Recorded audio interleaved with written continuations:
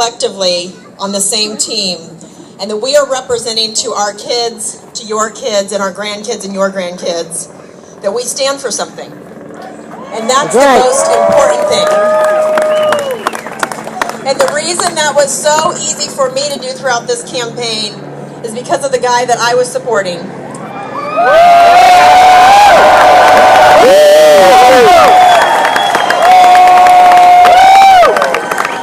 A person who I know and you know has total command of the issues, who knows our Constitution, who knows that you come first in this country and your voice will be heard.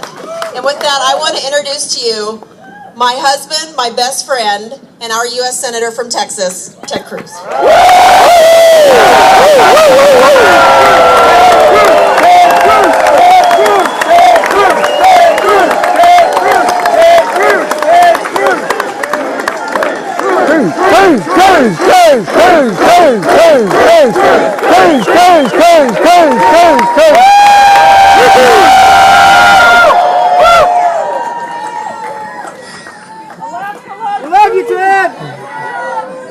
Let me say to Heidi, who has been such an extraordinary warrior, a partner, a wife, a mom, an unflappable voice for truth, no matter the storm raging around her. I love you with all my heart, sweetheart.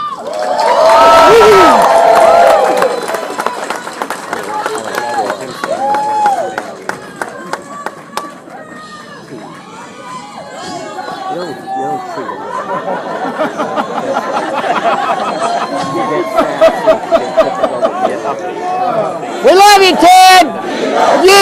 We love Ted! We love Ted! We love Ted! We love Ted! We love Ted! We love Ted! This afternoon is really for one very simple purpose, and it is to say thank you to each and every one of you. Thank you from the very, very bottom of our hearts. Thank you, Ted! Thank you! Thank you! Thank you! Thank you! More than anything else, Heidi and I are filled with extraordinary gratitude and thankfulness. Together, the men and women here, we have been part of an amazing journey. And it has been the privilege of our lifetimes to stand with each and every one of you fighting for our country.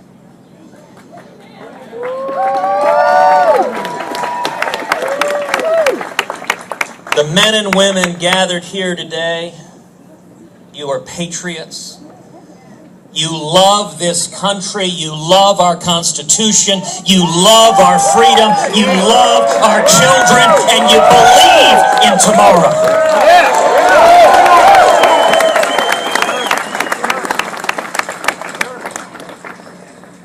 You know, this campaign, I believe, was about a lot more than one campaign or one candidate. This was a movement all across this country. Yes! You know, I'm reminded over and over again of the inspiration we receive. Some people would ask on the campaign, do you guys get tired? Do you get beaten down by all the nonsense? And the answer I would give over and over again is no. I am inspired, and I'm inspired by each and every one of you.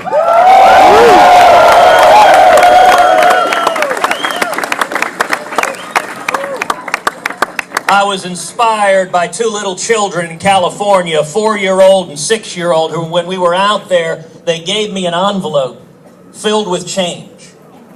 They had held a lemonade stand the weekend before. They said, we want to give everything we made in that lemonade stand to the campaign because this is the future of our country.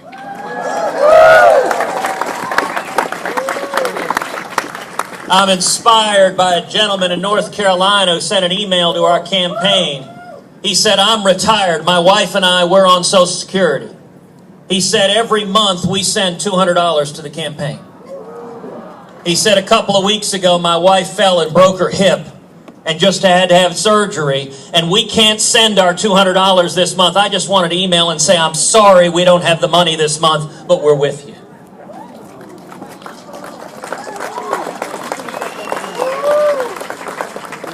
You know, I'm inspired by a woman in Indiana. When Heidi was in Indiana, was visiting at a volunteer center, and a woman came to her and said, I've got a letter, Heidi, I want to ask you to give to Ted.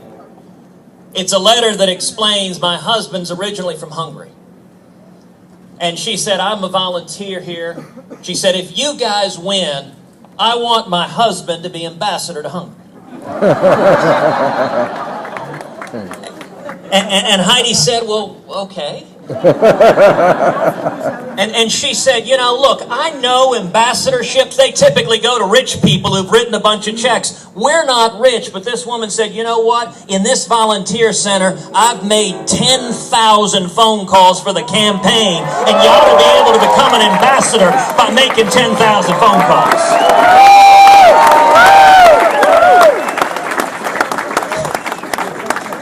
And all Heidi could say was, you're absolutely right. You know, I'm inspired by a woman in Iowa who picked up Heidi at the airport. She was driving the bus to and from the parking lot at the airport. She homeschooled her kids. And every week she volunteered on the campaign. She had all of the burdens of life, all of the time of her family, of work, and yet fighting for this country was worth it for every waking moment she could do. Homeschoolers love Ted! And let me just pause to reflect what we together as a movement accomplished. This campaign saw over 326,000 volunteers all over the country.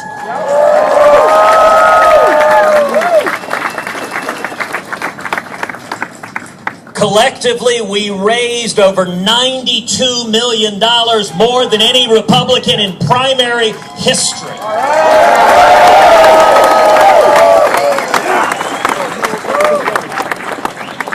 That came from 1.8 million contributions, averaging just over $50 a piece.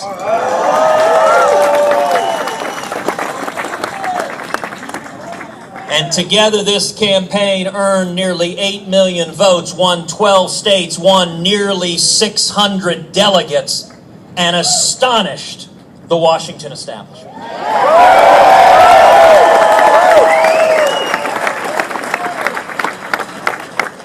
None of that happens without the men and women who are here. None of that happens without each of you, without your time, your sacrifice, your commitment. You're willing to stand up and be attacked and be vilified and stand and say, no, I'm going to stand for something that matters.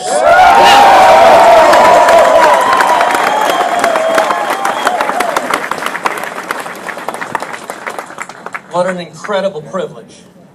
You know, I'm reminded of one of my favorite scenes from cinema. The opening scene for the movie Patton, where Patton walks out in front of a gigantic American flag. And he stands up and he speaks about how in this war, that every one of us, as he said, the object is not for you to die for your country, it's to make the other fella die for his country.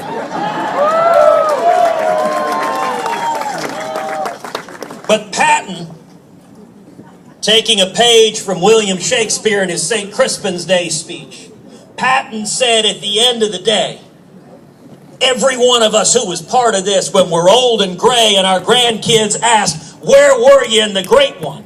In the great battle, we will be able to say to our grandkids, I wasn't shoveling crap in Louisiana.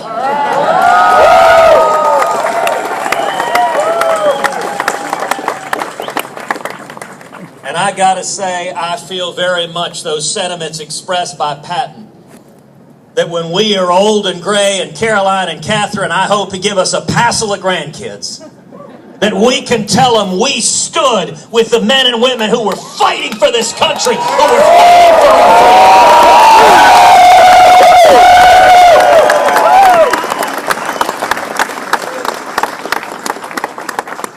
In an amazing campaign field of 17 talented, dynamic candidates, we beat 15 of those candidates.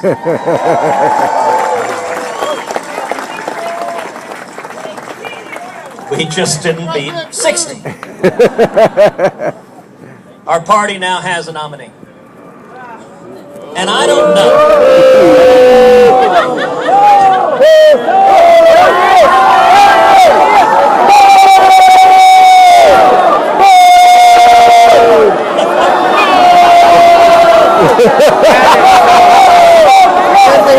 That was pretty well orchestrated. Jim, did you email them to fly the plane right when I said that?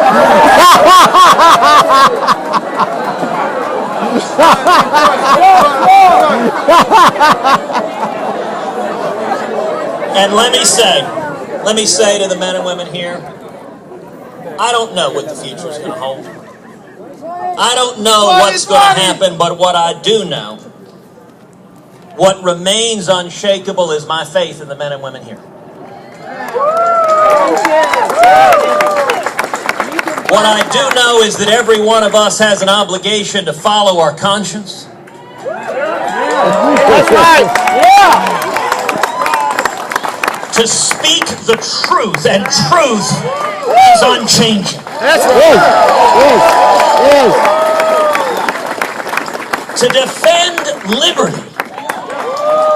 You know, there's a lot of talk about unity. I want to see unity, and the way to see unity is for us to unite behind shared principles. Us to unite.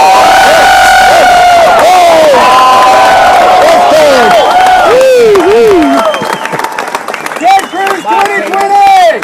And for us to empower the grassroots.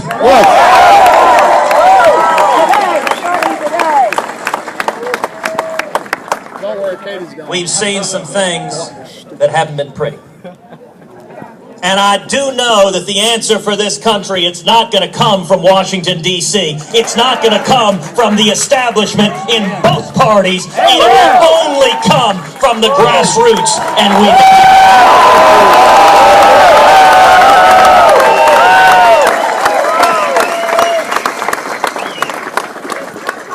You know, one of the great things about being married, when you have a spouse who's a soulmate, who's traveling the journey with you, when you're up, she tries to keep your feet nailed to the ground.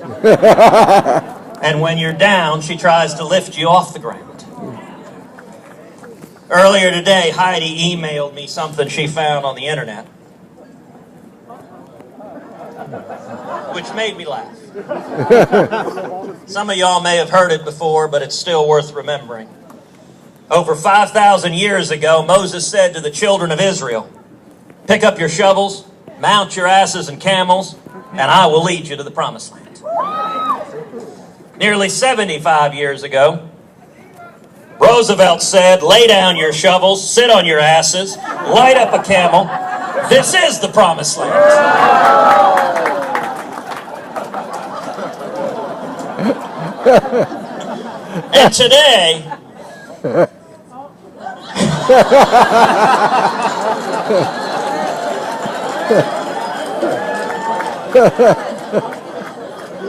And today, Congress has stolen your shovel, taxed your asses, raised the price of camels, and mortgaged the promised land.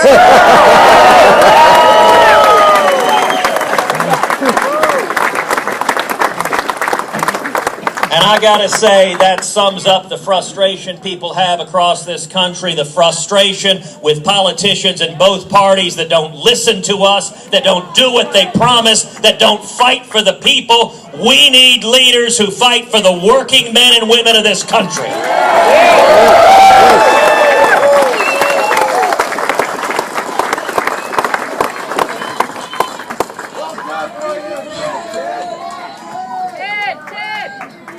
And as I said, I don't know what the future holds. 2020! But I do know that from the very first days of this nation, God has blessed the United States of America, and I am convinced God is not done with this country yet.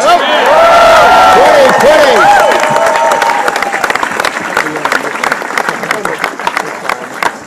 And if we are faithful, if we speak the truth, if we defend liberty, if we defend the Constitution, if we empower the people, then I promise you there are brighter days ahead for the United States of America.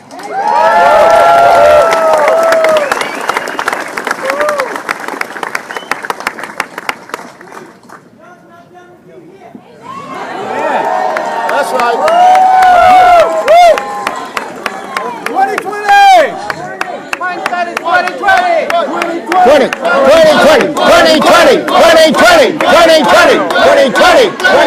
2020. I will tell you guys, many of you were in Indiana the very last day of the campaign. Oh, God bless the great state of Indiana. God bless the Hoosier State. But I will confess to you guys, one of the things that I'm sorriest about, one of the things that I most regret is after suspending our campaign, there were a group of volunteers who had traveled the country who had bled. And I am to this day upset with myself that I could not stay and hug each of your necks. That I couldn't thank you one at a time, and I'll just confess, I didn't have the strength to do that and not break down.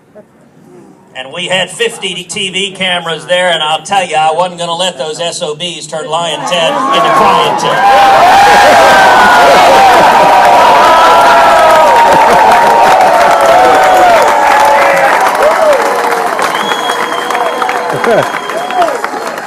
So I lasted through about 2 people, and then I had to go backstage. But I am so grateful that Heidi stayed out and hugged every person there.